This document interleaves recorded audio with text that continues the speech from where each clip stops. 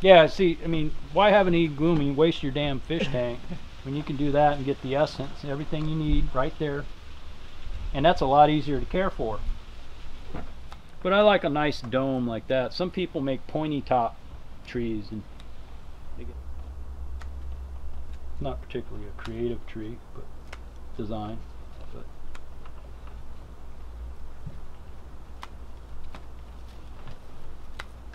the other thing, sometimes you see people trimming really fast on certain trees. It's like they've trimmed it, 3 or 4 or 5 years, and they've trimmed it several times each year, so they know the tree. In the summer of 2018, I was super lucky to get invited over to Tom Barr's house, check out his aquariums, check out his stuff that he has going on there. One of the things that we missed was the ability to get an interview about his aquariums and stuff. But lucky for you, most everything that Tom knows about, has written about, all that kind of stuff exists on the Tom Barr Report. I highly recommend to head over there and read about all that if that's your only interest here. I was super stoked to get an opportunity to talk to him about his bonsai trees and stuff like that. So that's what this video is all about. But like I said, check out the Barr Report if you are super interested in all of the articles about the Planet Aquariums and how he's able to put together these awesome, awesome tanks. Very annoying little weed. It grows in the summer, not so much in the winter. These are sap suckers here. This stuff here, and so when I repot it, I'll cut this off and I'll put it in a little pot and it'll grow into a new tree. Oh, really? Okay. Yeah. There's a bunch on the quince. That's a flowering Japanese red quince there. Oh, okay. And there's a little one. That little sapsucker came off that one. Oh. And so keep one tree that produces a lot of suckers.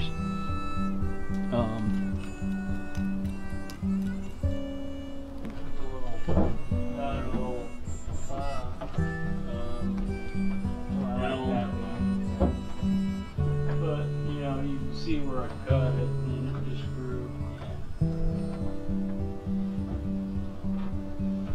Do any of your aquascaping plants? Just cut at the base. Huh? Are any of the maintenance plants in the bonsai? Yeah. Everything else.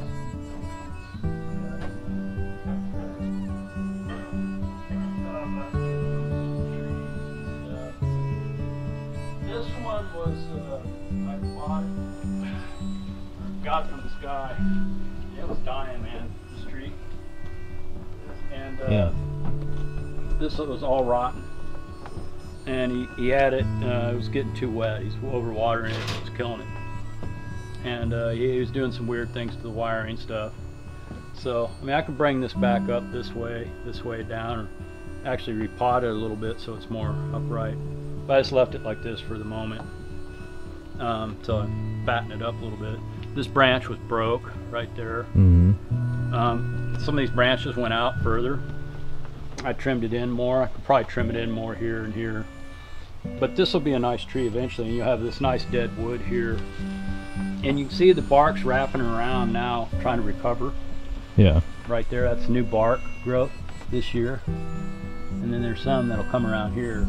Took the seedling that was about this tall, wrapped it in a knot, and it was going up like this, and I just brought it back down. That's an easy tree. But that's a nice sized tree there. And this is a mame tree, mame. Yeah. And I've let it overgrow because there's so little actual foliage on it. But eventually I can cut it way back once it gets cork oaks. Oh, yeah. And you can see that was Yep. what I did. This thing used to be a big tree like this, and it had this weird bend in it. And I was like, can't have that. So I'm letting the top grow a little bit more. These side shoots here, I can take these out. I'm gonna let you grow out a little more. But that'll be nice. This is actually that Balim hairgrass. Oh. Can't get rid of it in the soil. But I sent this to Tropica many years ago. And all the Tropica mini hairgrass is this. Huh.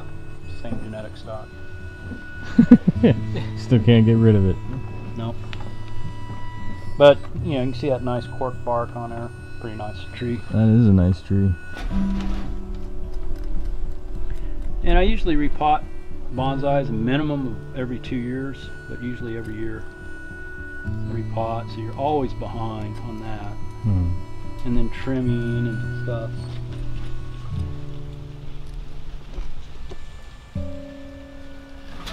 Yeah, the repotting's like the real chore. Yeah, I think just the consistency of trimming and wiring for me is really the biggest chore that I find. I don't mind the repotting part so much. Oh, okay. Some people do. This is a cork bark elm also. Okay. If you're just wondering what kind of tree it is. Yeah, I was trying to figure out.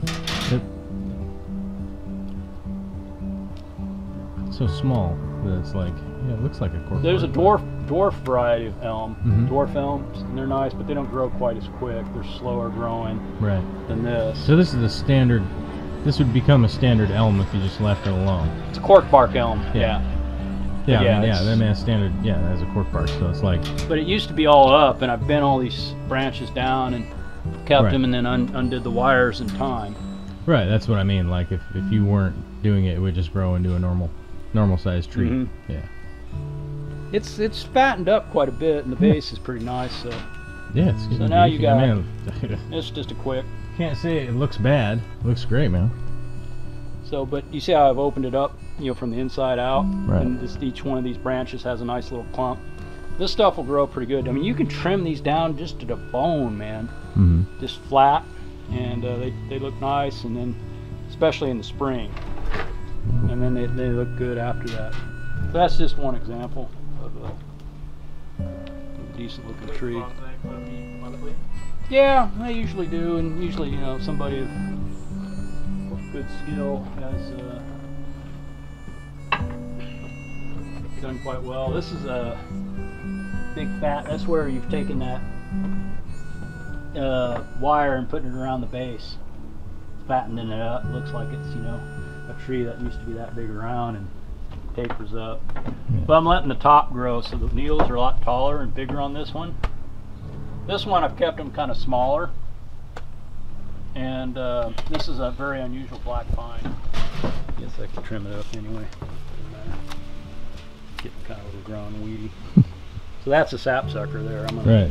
save So that that. one's coming right out from underneath there. Yeah, So that'll be a new tree. yeah. So will these here. Mm-hmm. And this one. Oh, it's got at least 6 little babies. There's a lot of babies going on around these days, you know. But you don't get as many flowers if you do what I just did. Yeah. So, but I'll repot that eventually. You get a few. What is this one? This one's late summer? Late fall flowering? Yeah, you get the fruit, Right. and the quince is nice, Mm-hmm. as the elm.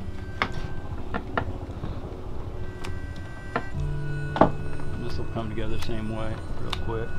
Let that go there.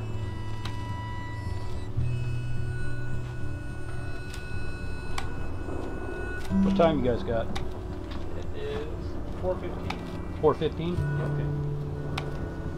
Time you gotta grab your daughter. Around 5-ish. Oh, cool. You guys can hang, and I'll go do that, and then you guys can hang out here, get something to eat, whatever. You guys have got to be hungry. Let me get on this tank. You gotta be hungry at some point. QB roll. Gotta buy me some of these chairs. Yeah, they're nice to wiggle Yeah. and rock on. Yeah. Had them a long time, actually. I've been hunting for good chairs, and these are hay. You can order them online for like $900 a piece, or I can't find them. Yeah, there's nothing in between. Yeah. The bastards did this on purpose. I figure eventually you're gonna find them at a estate sale or something. Yeah, estate sales are good. That's where I find a lot of my pots for bonsai. Because a lot of the pots that I want and like, can't find online. You know, unless somebody's bringing them in from Japan. They just don't exist.